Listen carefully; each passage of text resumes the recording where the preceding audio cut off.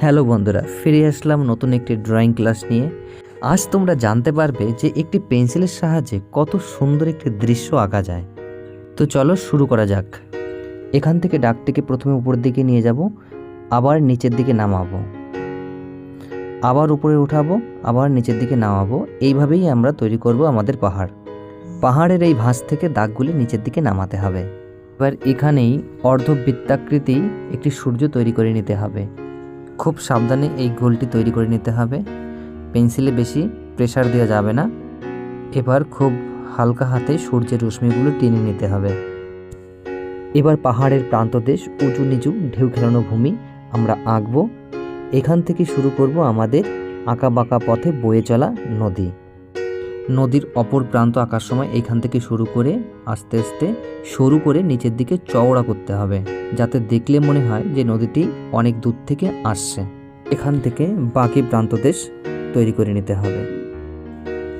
এবার ছবির সৌন্দর্য বৃদ্ধির জন্য কিছু পাথর এঁকে নেব।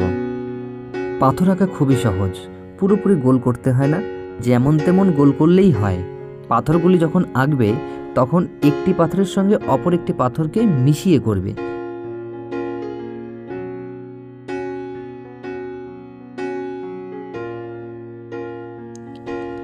গাছ তৈরি করার জন্য এখান থেকেই একটি লাইন নিচের দিকে টেনে নিয়ে আসব, আরেকটি লাইন এখান থেকে নিচের দিকে টেনে নিয়ে আসব। একই রকমভাবে গোড়ার দিকটা একটু মোটা রাখতে হবে আর এক্সট্রা দাগগুলি মুছে দিতে হবে। এবার গাছের শাখা প্রশাখাগুলিকে করে নিতে হবে। গাছের ডালপালা আঁকা সবচাইতে সহজ। যেমন খুশি তেমন দাগ দিয়ে গাছের এই ডালপালাগুলি তৈরি করা যায়। মন দিয়ে দেখো আমি কিভাবে দাগ টানছি। তোমরাও তোমাদের খাতাতে এমনভাবেই তৈরি করা শুরু করো। এবার গাছের গুঁড়িটিকে আমি পেন্সিলের কালার দিয়ে ডিপ করে দেব। গাছটিকে আমি কালো করতে চাই। দেখো আমি কীভাবে করছি। একটা কথা সবসময় মনে রাখবে, যখন কোনো অংশে শেড দেবে বা ডিপ করবে, পেন্সিলকে কখনো চেপে দাগ টানবে না বা পেন্সিলকে কখনো জোরে জোরে চাপ দেবে না। হালকা হাতে ধীরে ধীরে আস্তে আস্তে করে ঘষে ঘষে সেটিকে ডিপ করবে। দেখো কত সুন্দর একটি গাছ তৈরি হয়ে গেল। পেন্সিলকে কাত করে ধরলে সবচাইতে ভালো রেজাল্ট পাওয়া যায়। গাছের ডালপালাগুলিকেও আরেকটু ডিপ করতে হবে, তাহলে গাছটা আরও ফুটে উঠবে। মাঝে মাঝে ভিডিওটিকে একটু স্পিড করে দেখাতে হচ্ছে, নইলে ভিডিওটি অনেকটাই বড় হয়ে যাবে।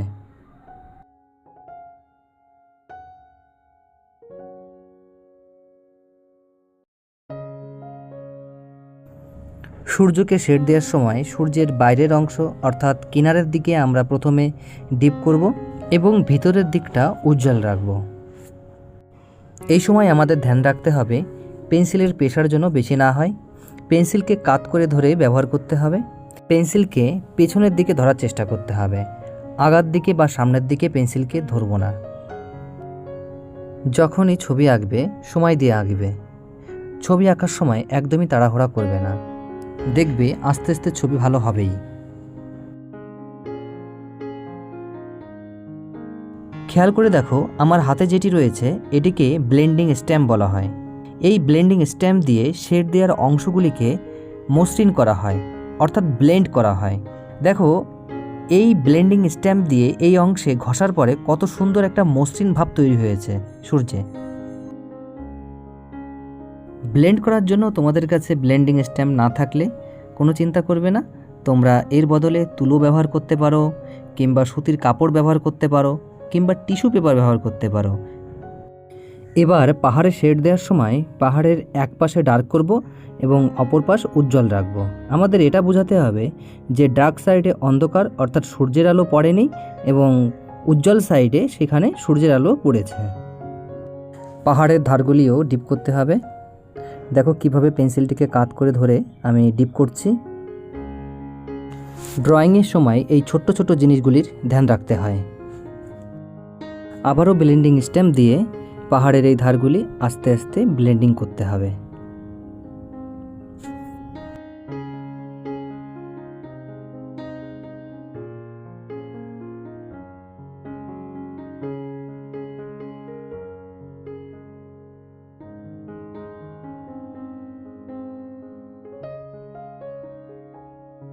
পাহাড়ের নিচের দিকে যে উঁচু নিচু ঢেউ খেলানো ভূমি দেখা যাচ্ছে সেগুলিকে এবার শেড দিতে হবে। দেখো আমি কিভাবে শেড দিচ্ছি। শেড দেওয়ার সময় আমাদের খেয়াল রাখতে হবে যে কোথায় আলো পড়েছে আর কোথায় অন্ধকার রয়েছে। ছবি আঁকার মূল বিষয় হলো আলো আর অন্ধকার। এই দুটি জিনিস ধরতে পারলেই ছবি আঁকাতে আর কোনো সমস্যা আসে না।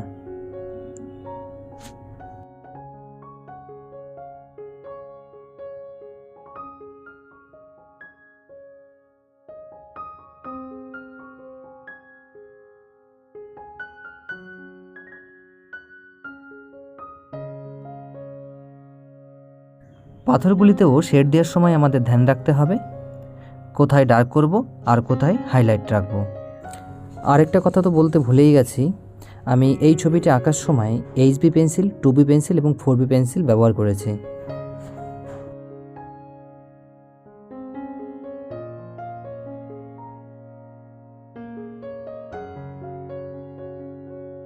HB পেন্সিল দিয়ে শেড দেওয়ার পর ব্লেন্ডিং স্ট্যাম্প দিয়ে আবারও ব্লেন্ড করে নিতে হবে। তারপর আবার 2B পেন্সিল, তারপর 4B পেন্সিল দিয়ে ডার্ক করতে হবে ধীরে ধীরে। তোমরা লক্ষ্য করো এখানে আমি 2B পেন্সিলের ব্যবহার করছি। পাথরের যে অংশটি মাটির সঙ্গে লেগে আছে সেখানে একটু ডার্ক করতে হবে বেশি করে, আর উপরের দিকে লাইট করব। বন্ধুরা, শুধুমাত্র পেন্সিলের ব্যবহার করে কত সুন্দর ছবি আঁকা যায়।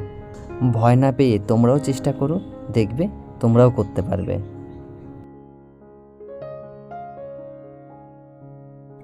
এবার গাছের গোড়ায় ঘাস দিতে হবে। ঘাস দেওয়ার সময় তোমরা পেন্সিলটিকে নিচের দিকে চেপে উপরের দিকে হালকা টানবে, কারণ ঘাসের আগাগুলি সবসময় সরু হয়। পেন্সিলটিকে আমরা এমনভাবে চালাবো যাতে নিচের দিকটা মোটা হয়ে উপরের দিকে সরু হয়। বন্ধুরা, আমরা যখন প্রাকৃতিক দৃশ্য আঁকি তখন ঘাস ছাড়া তো আমাদের ছবি সম্পূর্ণই হয় না। ঘাস এমন একটা জিনিস ছবিকে কত সুন্দর করে। এখানে কিছু ছোট্ট ছোট্ট পাথর দিয়ে দেব, ছোট্ট ছোট্ট বিন্দু বিন্দু আকারে। দেখো কত সুন্দর লাগছে। এবার এই পাথরগুলির আশেপাশ দিয়ে কিছু ঘাস তৈরি করে দিতে হবে। ঘাসগুলি আঁকার সময় এমন ছন্দ তৈরি করতে হবে যাতে দেখে মনে হয় যে সত্যিই ঘাসগুলি দুলছে। পৃথিবীর সবচাইতে কোমল স্পর্শ হলো ঘাস। ঘাস আঁকতে আমার বেশ ভালোই লাগে। তোমাদের কেমন লাগে কমেন্ট সেকশনে জানাতে ভুলো না কিন্তু।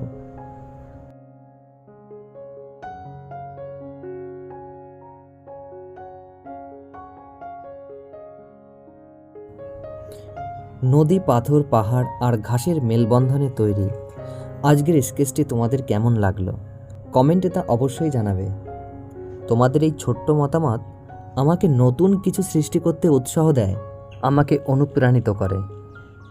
আর নিয়মিত এমন আর্ট টিউটোরিয়াল পেতে চ্যানেলটি সাবস্ক্রাইব করে নিও। দেখা হবে পরবর্তী ভিডিওতে নতুন কোনো রেখার গল্প নিয়ে। ততদিন ভালো থেকো, সুস্থ থেকো, সাবধানে থেকো আর প্রাণ ভরে ছবি এঁকো।